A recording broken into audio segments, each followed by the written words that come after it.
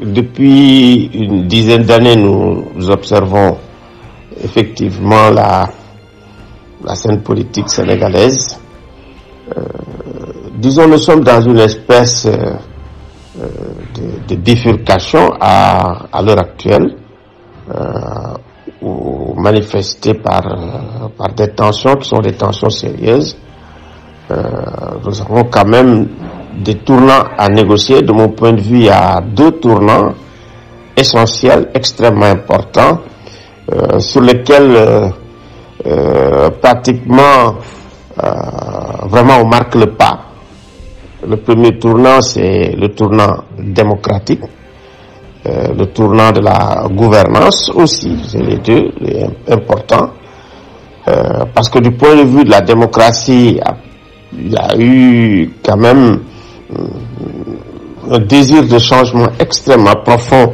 C'est le tournant démocratique et le renforcement du présidentialisme et également aussi l'existence d'un État partisan. Un président qui nomme vraiment en fonction civile, militaire, justice et effectivement qui ne nomme pas, mais en réalité c'est lui qui contrôle l'Assemblée nationale. Donc on a vu que quand vraiment avec Wade, que ça ne marchait pas avec le président Macky Sall, il l'a enlevé.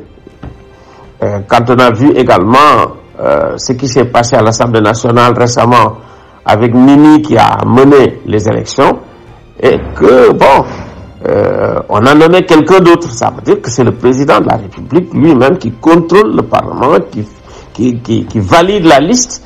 Donc, contrôle de l'exécutif, contrôle du pouvoir législatif et contrôle du pouvoir judiciaire. Voilà, donc, tout ça, ça fait que, quand vous avez la volonté de faire quelque chose, pratiquement vous êtes sur une espèce de pilotage automatique. C'est ce qui nous arrive en ce moment. Donc, le deuxième tournant, c'est celui des ressources minérales. C'est important, les ressources minérales. Et les ressources minérales, le gaz, le pétrole, a quand même beaucoup impacté aujourd'hui sur les enjeux de pouvoir. Ça, on l'a dit, on l'a redit. Et il me semble effectivement, si le président Wade a voulu faire un troisième mandat, après avoir dit qu'il ne pouvait pas le faire à son élection, je me rappelle bien, et qui dit ma waxoon waxeet, j'ai l'impression que derrière il y avait le problème du gaz, il y avait le problème du pétrole. Cette fois-ci aussi, voilà, c'est le président Macky Sall qui pendant 4 ans dit il ne peut pas faire un troisième mandat. Il a verrouillé la limitation de mandat et maintenant il est en train de dire si oui ou non.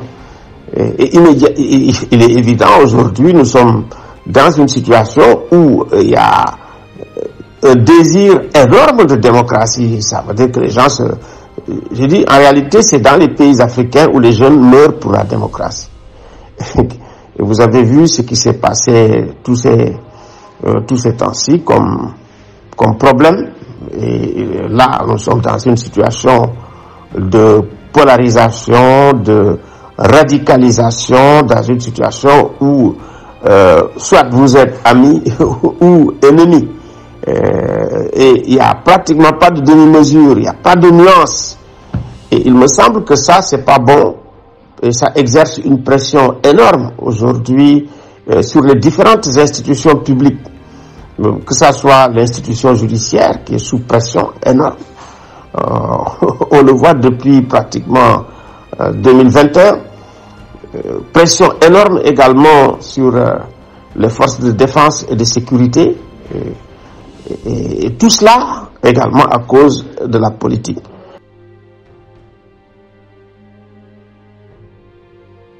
La CEDEAO, sur les 15 États, il n'y a que 3 États aujourd'hui qui posent des problèmes pour la limitation de mandat. C'est le Togo, qui n'a jamais fait d'alternance. C'est la Côte d'Ivoire, où également la démocratie est vraiment bloquée dans l'impasse. Et c'est le Sénégal. qui connaît des problèmes ces temps-ci. Mais tout le reste des pays, les gens veulent effectivement que la limitation des mandats soit inscrite dans le protocole additionnel sur la gouvernance et la démocratie et les organisations de la société civile. Ils travaillent, il ne faut pas s'en débarrasser. La limitation des mandats, ça permet la respiration de la démocratie. C'est extrêmement important.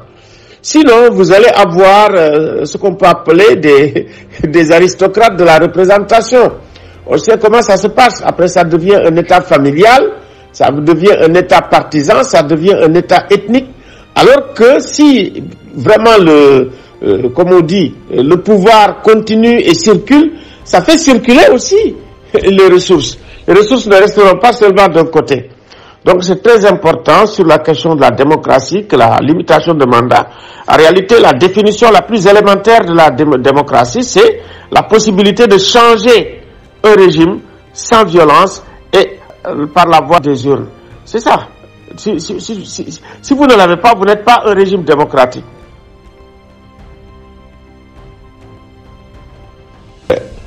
Vous savez, les conflits, il ne faut jamais les sous-estimer. On sait quand ça commence, mais on ne peut pas savoir également quand ça se termine.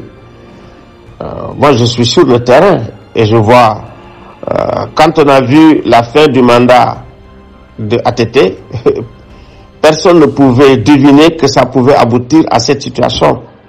On a vu comment ATT est parti. On sait également dans quelles conditions, au moment même où on était en train de faire une nouvelle constitution, et pour quelles raisons, et le coup d'État est venu. Donc, il faut faire extrêmement attention. Et après, ça a donné ce que ça a donné, nous l'avons vu. On a vu également aussi ce qui s'est passé au Burkina Faso. On voit ce qui se passe au Nigeria à l'heure actuelle. Donc, on ne peut pas dire que nous, les Sénégalais, nous sommes prémunis. Moi, je suis sur le terrain. Je suis sur le terrain, je fais des débriefs. Dès que j'arrive, la première des débriefs que je fais quand j'arrive à l'aménagement, c'est des débriefs de sécurité. Et je sais quels sont les problèmes de la sécurité sous-régionale, qu'est-ce qui peut nous affecter. Et je sais également que quand les sociétés sont divisées, quand on a des élections, et que les gens sont divisés, et que les gens se battent comme on est en train de le faire, si ça continue, écoutez, ce sont les forces que j'appelle des forces opportunistes qui viennent et qui s'en mêlent. Il faut qu'on arrête effectivement le jeu dans lequel nous sommes plongés, et qui est un jeu malsain, et on ne sait pas où ça va aboutir. Et donc moi, je fais de l'alerte et je sais comment faire l'alerte. C'est que si vous faites une alerte qui n'est pas entendue, ça veut dire que ça ne va pas. Vous savez, quand une voiture d'ambulance ou de pompiers passe, on sait que c'est une voiture d'ambulance, de pompiers, les gens s'écartent et passent. Et quand on fait une alerte d'urgence comme nous on l'a fait, on a l'habitude de le faire. Mais écoutez, il faut une réponse rapide. S'il y avait une réponse rapide, que les gens discutent, peut-être on n'en serait pas là. Mais aujourd'hui, nous sommes dans une situation d'incertitude totale par rapport aux élections, pour savoir même qui est candidat. Est-ce qu'une situation normale? Et chaque fois que nous avons les procès, c'est comme si effectivement on allait à la fin du monde. Une mobilisation de toutes les forces, énormément d'argent investi. Sans compter maintenant les morts, les blessés. Aujourd'hui, on a plus de 400 ou 500 détenus à cause des manifestations politiques. Je pense que la meilleure des solutions aujourd'hui, c'est, comme je l'ai dit encore une fois, un conflit n'est jamais petit. Donc, il faut absolument aujourd'hui aller vers le dialogue politique. Et pour favoriser le dialogue, je le dis, je le répète, il faut libérer tous les détenus politiques. Ça crée déjà vraiment, ça crée déjà la confiance. Ça crée les conditions de succès, que les gens viennent. Je pense que c'est important, dans cette période de Ramadan, de Pâques, vraiment de prendre des actes très forts pour la réconciliation nationale. Vraiment, les gens en ont besoin parce qu'on est fatigué de cette guerre. Les gens ne s'en rendent pas compte que la société sénégalaise aujourd'hui est vraiment fatiguée de cette guerre, de cette guéguerre, je dirais.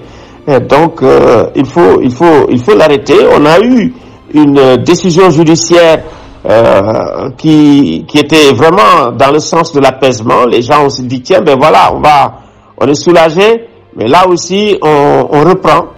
Et peut-être que la justice, ça, ouais, aujourd'hui aussi, ce sont certaines institutions de régulation qui peuvent dire aux politiciens, écoutez, maintenant, il faut arrêter la récréation pour que les gens se préparent à dialoguer et à aller aux élections. Voilà.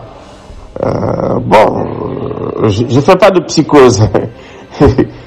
Que chaque fois que j'alertais certains présidents, ils m'écoutaient, hein, et puis ils m'appelaient, discutaient avec moi parce que j'ai réglé beaucoup de problèmes de paix ici en Casamance. Hein. Diamacoune et Sidi Abadji, c'est moi qui ai fait en sorte qu'ils se parlent et qu'ils soient d'accord pour parler d'une seule voix, pour aller comme on dit, à la table des négociations. Et ça, à la demande du président Wade. Le président Wade m'a dit, mais Alioune, nous voulons parler au MFDC, mais bon, il faut voir si vous pouvez réconcilier les deux, pour que les deux vieux là, pour qu'on puisse négocier avec eux, l'État sénégalais puisse négocier avec eux. Je l'ai fait. Et j'ai réussi. Donc, il faut pas négliger la toute petite expérience que nous avons par rapport aux différents conflits que nous avons. Jusqu'en Côte d'Ivoire, hein, nous avons été impliqués dans la résolution de la paix.